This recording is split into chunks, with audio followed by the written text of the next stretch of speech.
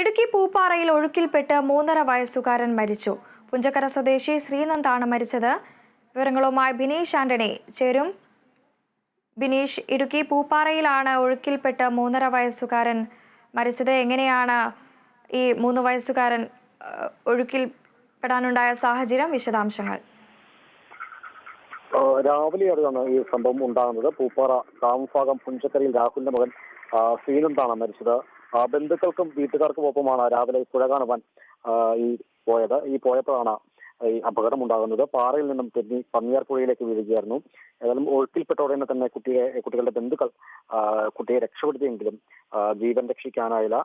വളരെ ഒരു ദാരുണമായ ഒരു സംഭവമാണ് ഉണ്ടായിരിക്കുന്നത്. ഏതായാലും പാറ ഈ കഴിഞ്ഞ ദിവസങ്ങളെല്ലാം പെയ്ത മഴയിൽ ഈ പാറ ഒത്തിരി ഏറെ വഴുക്കലിലായിരുന്നു ഉണ്ടായിരുന്നത്. അങ്ങനെയാണ് കുട്ടി പാറയിൽ കാലെടുത്ത് വെക്കുന്നതും തെന്നി പുഴയിലേക്ക് പതിക്കുന്നതും. ഏതായാലും മൃതദേഹം രാജകുമാരിയിലെ സ്വകാര്യ ആശുപത്രിയിൽ സൂക്ഷിച്ചിരിക്കുകയാണ്.